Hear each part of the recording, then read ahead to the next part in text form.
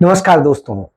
राहुल गांधी की विश्वसनीयता और स्वीकार्यता देश में बड़ी तेजी से बढ़ रही है। राहुल गांधी को नेता प्रतिपक्ष के रूप में देश में एक बेहतरीन नेता के तौर पर देखा जा रहा है।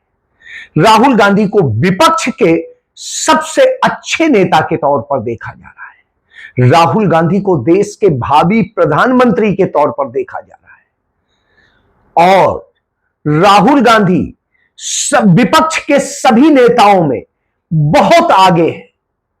यही नहीं, राहुल गांधी सत्ता पक्ष के सभी नेताओं में सबसे आगे हैं नरेंद्र मोदी को छोड़ के। नरेंद्र मोदी की विश्वसनीयता और उनका कद घट रहा है। आरएसएस के प्रति अविश्वास पैदा हो रहा है। नरेंद्र मोदी के ऊपर तमाम आरोप लग रहे हैं, आरएसएस के ऊपर तमाम आरोप लग रहे हैं और नरेंद्र मोदी सरकार को इस देश के लोग अब भ्रष्ट सरकार कहते हैं। वो मानते हैं कि नरेंद्र मोदी सरकार में भ्रष्टाचार बहुत तेजी से बढ़ा है, बहुत ज्यादा बढ़ गया है। यह मैं नहीं कह रहा हूं, यह सब कुछ गोदी मीडिया के सर्वे में आ रहा है। जो गोदी मीडिया 24 घंटे नरेंद्र मोदी को सर्वश्रेष्ठ घोषित करने के लिए, उनकी सरकार को सर्वश्रेष्ठ घोषित करने के लिए, आरएसएस बीजेपी को सर्वश्रेष्ठ घोषित करने के लिए हर समय लगा रहता है, उस गोदी मीडिया के सर्वे में यह बात आ रही। जब यह आ रहा है, आपके हिसाब से तो नेता कैसा होना चाहिए? सच यह है कि देश की लड़कियां आज राहुल गांधी पर सबसे ज्यादा भरोसा करती हैं। वह मानती हैं कि इससे ज्यादा चरित्रवान और इससे ज्यादा केयरिंग कोई हो ही नहीं सकता है। उनका भविष्य यदि कहीं सुरक्षित है तो राहुल गांधी के रहते सुरक्षित है। वो जब पीएम बनेंगे तब वो एक विश्वसनीयता की बात करती है। बच्चे, युवा सभी राहुल गांधी को सर्वश्रेष्ठ नेता के तौर पे देखते हैं और यह मानते हैं कि राहुल गांधी होंगे तो उनकी शिक्षा, उनका स्वास्थ्य, उनकी जरूरतें सब पर कुछ विशेष ध्यान दिया जाएगा और उनका भविष्य बनाया जाएगा। देश के बेरोजगार युवा सोचते हैं राहुल गांधी होंगे तो प्रतियोगी परीक्षाओं में गड़बड़ी नहीं होगी या बहुत कम होगी। यदि कोई गड़बड़ी करेगा तो उसको कड़ी सजा मिलेगी। यह सारी सोच आज देश में सामने आ रही। यह भी सामने आ रहा है कि इस देश के लोग यह यकीन करते हैं कि राहुल गांधी आएंगे तो जीएसटी में सुधार होगा, क्योंकि जब से जीएसटी लागू हुआ है तब से वह जीएसटी आज भारत के लोगों के लिए समस्या ही बन के रह गया है। उसकी कमियां अब तक सरकार दूर नहीं कर पाई है। यदि सरकार 9 साल में भी कमियां दूर ना कर पाए तो अब आप समझ सकते हैं कितनी बुरी हालत है। बात यहीं रुक जाती तो हम कहते आज भ्रष्टाचार और पूंजीपतियों को सब कुछ सौंपा जा रहा है, देश के लोगों के लिए कुछ नहीं बचा है। तो इसके भी स्पष्ट उदाहरण आ रहे हैं। उदाहरण आ रहा है कि जो जीटीवी का मालिक है, वो जी न्यूज का मालिक, वो सुभाष चंद्रा, उसके ऊपर जो सरकारी बैंकों का कर्ज था वो 22,006 करोड़ का था। तो 22,006 करोड़ का जिस पर कर्ज हो उसको नरेंद्र मोदी सरकार के एनसीएलटी ने, जिसे नरेंद्र मोदी ने अपने चहेते पूंजीपतियों के लिए बनाया, ने कह दिया तुम बस 6.5 करोड़ रुपया दे दो, 22,000 करोड़ रुपया डूबता है तो डूब जाने दो, कोई फर्क नहीं पड़ता है।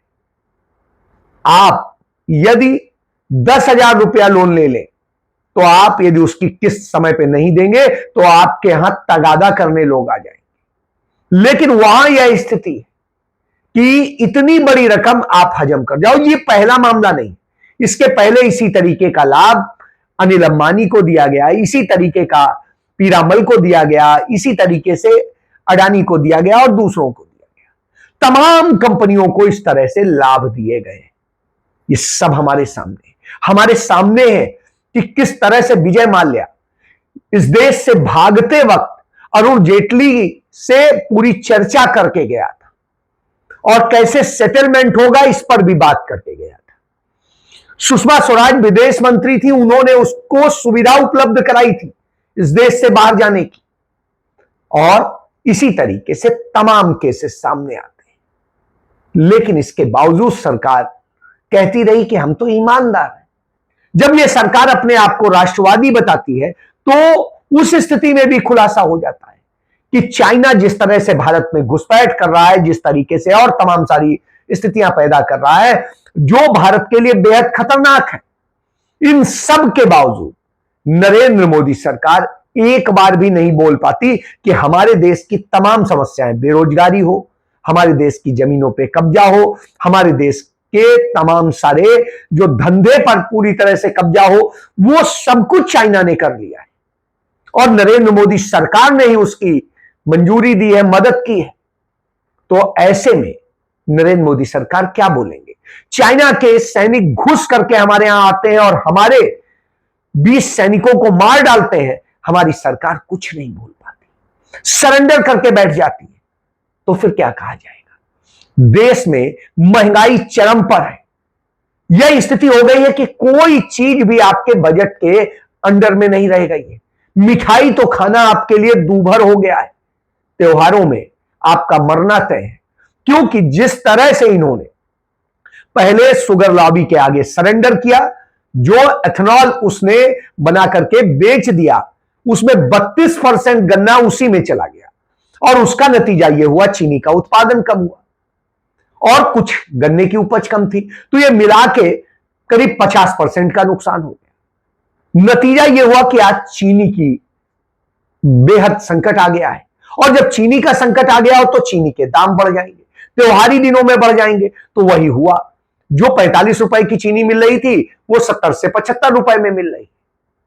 अब आपके पास में कोई चारा नहीं, हर चीज उससे प्रभावित हो गई। दवाएं भी प्रभावित हो गई, क्योंकि ग्लूकोज हो और दूसरी चीजों उनमें भी उसका इस्तेमाल होता है, दवाओं में भी इस्तेमाल होता है और भी कई चीजों में इस्तेमाल होता है। तो चीनी के होने से हो गया। उधर आपका पेट्रोल खराब हो गया, आपकी गाड़ी भी खराब हो रही है, आपको महंगा पेट्रोल भी मिल रहा है, सब कुछ है। और इसका नतीजा है कि आपको न शुद्ध पेट्रोल मिल रहा है, न शुद्ध चीनी मिल रही है और न जरूरत के मुताबिक मिल रही है और सब कुछ महंगा मिल रहा है। जब यह दशा हो तो इससे लाभ कौन कमा रहा है? एथेनॉल से भी लाभ कमाया उसी शुगर लॉबी ने, और इसके बाद में जब शुगर की शॉर्टेज हुई तो उसका मुनाफा कौन कमा रहा है? वही शुगर लॉबी। वो शुगर लॉबी चलाता कौन है? दो लोग। वो शुगर लॉबी चलाता है एक नितिन गडकरी और एक शरद पवार, दोनों मिलके। तो यह स्थिति है तो उसका भी सारी चीज सामने आ जाती है कि किस तरह से इस देश के लोगों के साथ में लूट का काम हुआ है और उसमें करीब 32,000 करोड़ रुपए का मुनाफा ये लोग कमा रहे हैं। इसके बाद जब इस तरह की सारी चीजें होती है, पेपर लीक का इतिहास बन गया है। आपको नौकरी न देनी पड़े इसलिए बार बार पेपर लीक कराए जाते हैं, और पेपर लीक होते हैं तो परीक्षाएं डिले होती हैं तो तमाम सारे लोग अयोग्य हो जाते हैं, कोई उम्र के कारण, कोई किन्हीं कारणों से, और इस कारण से बहुत सारे लोग, कई लोग टूट जाते हैं, कई मर जाते हैं। यह सब होना अपने आप में एक दुखद स्थिति पैदा करता है। तो यही वजह है कि इस देश में युवाओं के जान देने का प्रतिशत बहुत बढ़ गया है और उसके बाद न किसी को सुरक्षा है और न कुछ। फिर इसके बाद ये हक छीनने का भी काम करते हैं। तो हक छीनने के लिए आपको जो रिजर्वेशन मिला हुआ है, जातिगत जो भेदभाव होते हैं उनके कारण से, धर्मगत तमाम समस्याओं के कारण, और उसके बाद में आपके पिछड़ेपन के कारण, तो उसे छीनने के लिए आरक्षण बचाओ समिति इनके द्वारा बनवाई जाती है और वो कराए जाते हैं। सदैव संविधान निर्माताओं ने भी कहा था कि आरक्षण सदैव के लिए नहीं है, वो सिर्फ तब तक के लिए जब तक सब समानता के भाव में ना आ जाए। लेकिन समानता तो है नहीं। खुद नरेंद्र मोदी सरकार ने असमानता पैदा की है, चाहे आर्थिक आधार पे हो, चाहे शैक्षिक आधार पे हो, चाहे सामाजिक आधार पे हो, चाहे जिस तरह से। इसकी खाई और बढ़ा दी गई है। तो फिर तो आरक्षण कैसे खत्म हो सकता है? लेकिन यह समाज को लड़ाने की एक साजिश वो भी भाजपा लड़ती है। तो जो ये आरक्षण हटाओ अभियान वाले लोग होते हैं, वो भाजपा के पूर्व अध्यक्ष और राज्यसभा में नेता सदन जेपी नड्डा से उनके घर मिलने जाते हैं और उनकी आवभगत होती है और सारी प्लानिंग के साथ होता है। तो ये सब भी सामने खड़ा है। इससे किसके हक मारे जाएंगे? दलितों के, पिछड़ों के, आदिवासियों के और उस वर्ग के जो वर्ग सचमुच आर्थिक तौर पे और दूसरे तरह से प्रभावित है। तो इस तरह से सबके हक मारने हैं, तो वह भी ये कर रहे हैं और समाज में नफरत पैदा करने का काम कर रहे हैं। क्यों कर रहे हैं? क्योंकि ये असल में चुनाव ईमानदारी से नहीं जीत रहे हैं, ये चुनाव जीत रहे हैं वोट चोरी करके। और वोट चोरी के इन्होंने तमाम तरीके अपनाए। पहले कुछ थे, फिर कुछ थे, और अब उसके बाद में एसआईआर के जरिए, जो एसआईआर चुनाव आयोग के साथ मिलकर ये करा रहे हैं, उसका भी उदाहरण सामने आ गया, सुप्रीम कोर्ट में भी आ गया और तमाम सबूतों से भी आ गया। यह आ गया कि किस तरीके से जो अब तक चुनाव हुए, पश्चिम बंगाल का ही एक नतीजा आया, वहां पर 91 लाख से अधिक वोटर्स को वोट नहीं डालने दिया गया। क्यों नहीं डालने दिया गया? कहा गया इनकी अभी वैधता चेक करनी है। वैधता चेक करने के नाम पे एक ट्रिब्यूनल बनाया गया। उस ट्रिब्यूनल में लोगों ने अपील की, जो अपील की है उनमें 88,000 के करीब अपील का निस्तारण हुआ, और जो निस्तारण हुआ उसमें सामने आता है कि 91% से अधिक जो वोटर थे वो सही है, 100% सही। यानी 91% से अधिक वोटर बिल्कुल शुद्ध वोटर हैं, भारत के नागरिक भी हैं और तमाम तरह से योग्य भी। लेकिन यानी इतने बड़े वोट मार दिए गए, जबकि वोट का अंतर जो था सभी जगह का औसत बहुत कम था। तो यानी जीत का जो औसत था उससे वो वोटर जिन्हें वोट नहीं डालने दिया गया उसका औसत अधिक था। तो यह अपने आप में सबूत है। और किस तरह फ्रॉड होता है यह भी दिखाई दिया। अभी हाल के दिनों में पंजाब में दिखाई दिया, 3 देशों में भारत के राजदूत रहे उन डिप्लोमेट का भी वोट काट दिया जाता है पंजाब में। इसी तरीके से कभी हाई कोर्ट के जस्टिस का कट जाता है, कभी किसी कट जाता है, कभी किसी कट जाता है, कभी प्रत्याशी का ही कट जाता है। कभी तो यह स्थिति होती है जो सालों साल से विधायक रहा है, सांसद रहा है, उसका वोट कट जाता है। तो ये सारे काम हो रहे हैं और इसके जरिए चुनाव जीतते हैं। इसीलिए जनता इन्हें चुनाव नहीं जिता रही, क्योंकि ये अपना विश्वास खो चुके हैं। और वह देखने को अब दुनिया स्तर पे भी मिल रहा है कि जब अमेरिका पहुंचे आरएसएस प्रमुख मोहन भागवत, तो वहां हिंदू अमेरिकन फेडरेशन जो है वो जो वहां पर कार्यक्रम कर रहा है उसका भारी विरोध हो रहा है, जम के विरोध हो रहा है। और पूरे अमेरिका में कहा जा रहा है ये फांसीवादी लोग हैं, ये नफरत फैलाने वाले लोग हैं और ये हिंसा कराने वाले। इन्होंने अमेरिका में भी आके भ्रष्टाचार कर दिया। तो वह भ्रष्टाचार इन्होंने जो अमेरिका में किया है उसका भी है कि वो तुलसी गाबार्ड के थ्रू, जो कि इनकी समर्थक थी, उसके जरिए वो जब सीआईए चीफ बनी और उसके जरिए किस तरीके से यहां पे तमाम धंधे किए गए। और ये करने वाला कौन? इस पूरे के पीछे सब वही गुजराती गैंग है, और वही गुजराती गैंग वहां पर भी ये कर रहा है जो भारत के अंदर भी कर रहा है। यानी सारा खेल वहीं से चल रहा। तो ये डबल ए वाला जो गेम है, क्योंकि उसके लिए सारा पैसा सब कुछ जुटाने का काम अडानी अंबानी ही कर। इसीलिए तो राहुल गांधी बार बार बताते रहे कि इन सब ने इस देश के साथ इस तरह का गुनाह किया है, तो सब कुछ सामने आ जाता है। और ये सिर्फ पैसे रुपए और भ्रष्टाचार का ही नहीं करते, ये नफरत भी फैलाते हैं, ये लड़कियों की असमत भी लूटते हैं। तो ये सब कुछ आता है भारत में ही। आप देखिए कि जितना एक कृति सेनन ने जो एक अच्छा सा विज्ञापन किया था बड़ा सा, उसको जिस तरीके से इन्होंने अपमानित किया और जिस तरीके से उसका वो किया, कंगना रनौत जैसी औरत जो खुद कितने बेहुदे तरीके के विज्ञापन करती थी और रक्षाबंधन का ही करती थी, वही कंगना रनौत उन्हें संस्कार सिखा रही है। और जब राहुल गांधी कहते हैं कि हर लड़की का अपना हक है कि वो क्या पहने, क्या खाए, कैसे रहे और क्या पढ़े, क्या लिखे, क्या करे, तो उस पर उनके और उनके परिवार को लांछित करने वाले अभद्र तरह के वीडियोस बनवाए जाते हैं, मीम बनवाए जाते हैं और तमाम डिफेक्ट किए जाते हैं।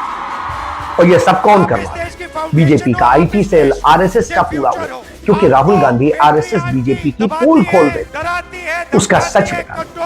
यही वजह है कि बीजेपी आरएसएस अपना विश्वास खो रहे हैं, नरेंद्र मोदी और मोहन भागवत अपना विश्वास खो रहे हैं। और राहुल गांधी का विश्वास लगातार बढ़ता जा रहा है। हर कोई कह रहा है यदि आज भारत में कोई जननायक है, कोई देश का असली रियल बैटमैन है तो राहुल गांधी। इसीलिए भाजपा आरएसएस बौखलाए हुए। तो यह सच। जय